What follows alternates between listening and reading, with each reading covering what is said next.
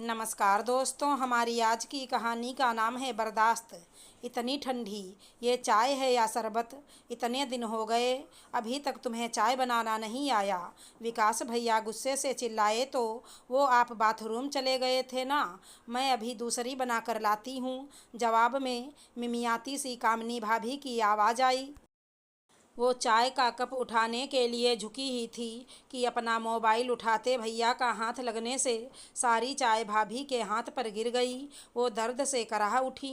एक काम ढंग से नहीं कर सकती, अभी विकास का हाथ जल जाता तो। सामने ही डाइनिंग टेबल पर नाश्ता करती माजी बड़बड़ाई। अरे देखिए ना, भाभी का हाथ जल गया, कहीं छाला ना पड़ जाए। मैं बर्फ़ लेकर आती हूँ। साक्षी नाश्ता छोड़ किचन की तरफ भागी। अरे कुछ नहीं, बस थोड़ा सा है, ठीक हो जाएगा। तुम नाश्ता कर लो, तुम्हें ऑफिस के लिए देर हो जाएगी। भाभी कहती रहीं। वह उनके हाथ पर बर्फ़ लगाती रही। दर्द की लकीरें उनके चेहरे पर साफ नज़र आ रही थी। पर घर के सारे लोग आराम से नाश्ता करने में लगे हुए थे। कैसे लोग हैं? बेटा रात भर गायब रहने के बाद सुबह घर लौटा, बिना उससे कोई सवाल जवाब किए। सब उनकी खातिरदारी में लगे थे। ऑफिस जाते वक्त रास्ते में भी साक्षी के दिमाग में यही बात घूम रही थी। क्या हुआ आज सुबह सुबह बेगम साहिबा किसके ख्यालों में गुम हैं? रजत उसे चुपचाप बैठा देख छेड़ने लगे। कुछ नहीं, बस ऐसे ही। अच्छा रजत, यह बताओ, विकास भैया आखिर ऐसा क्या काम करते हैं जो रात रात भर घर नहीं लौटते? अचानक उसका ऐसा सवाल सुन रजत भी हड़बड़ा गए।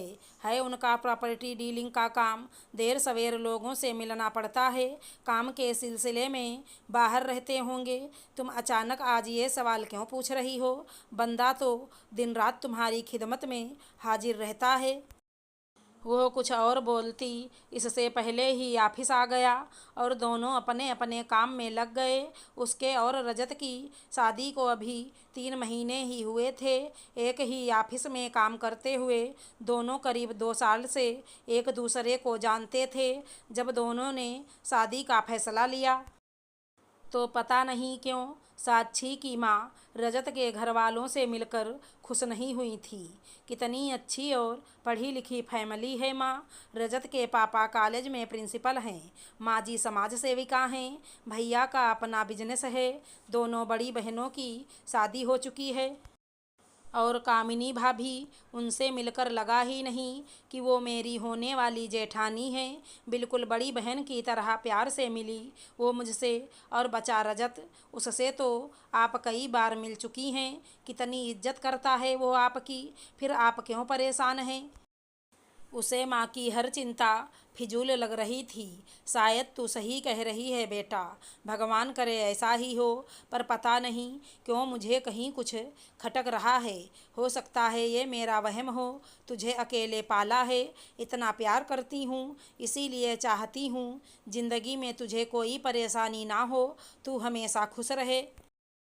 और वह रजत के प्यार में खोई माँ की चिंता और डर को नज़रअंदाज कर अपनी शादी के सुनहरे सपने बुनती रही। पर अब विकास भैया का कामिनी भाभी के प्रति ऐसा व्यवहार और मम्मी जी पापा जी का तटस्थ रहना उसे माँ के डर और आशंका की वजह समझ में आ रही थी। रजत ऑफिस के काम से 3-4 दिन के लिए बाहर गए हुए थे।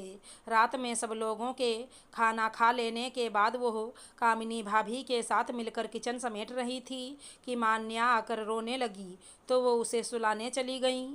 तभी विकास भैया आकर बोले, जल्दी से मेरा खाना लगा दो।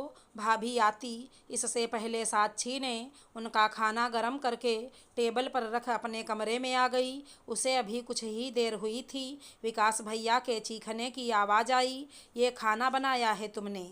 इतना ठंडा और बेस्वाद गरम नहीं कर सकती थी? वह जब तक बाहर आई उसके देखते देखते उन्होंने कामिनी भाभी के गाल पर एक थप्पड़ लगा दिया। ये क्या कर रहे हैं भैया, इसमें भाभी की कोई गलती नहीं है। आज खाना मैंने बनाया है। भाभी तो मान्या को सुला रही थी, आपके लिए खाना मैं ही रख कर गई थी, वो भी गर्म करके।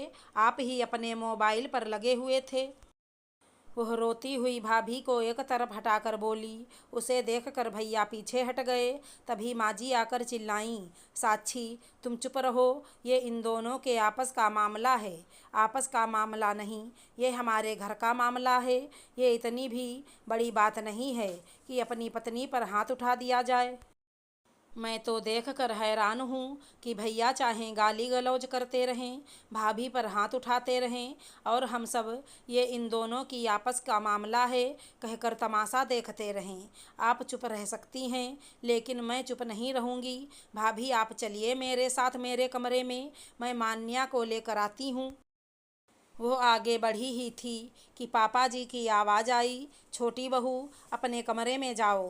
अपनी सास से इस तरह जबान लड़ाते तुम्हें शर्म नहीं आती? जो चल रहा है वैसा चलने दो, हमारे घर के मामले में टांग ना अड़ाओ तो ही अच्छा है। वैसे भी रजत अभी यहाँ नहीं है, वो आ जाए तब तुम्हारे बारे में भी बात करेंगे। मैं कहती थी ना रजत के पापा जी, ये लड़की हमारे घर के लायक नहीं है, पर आपने और रजत ने मेरी एक ना सुनी। देखो तो कैसे बड़ों से जबान लड़ाती है, ये तो कामिनी को भी बिगाड़ के रख देगी। ऐसे शब्द सुनकर साक्षी का खून खौल उठा। उसे समझ नहीं आ रहा था, ऊपर से पढ़े लिखे और सुसंस्कृत दिखने वाले लोग भी इतने असंवेदनशील कैसे हो सकते हैं। वाह माँ जी वाह, औरत अगर दूसरी औरत के हक के लिए आवाज़ भी उठाए तो वो बेशरम।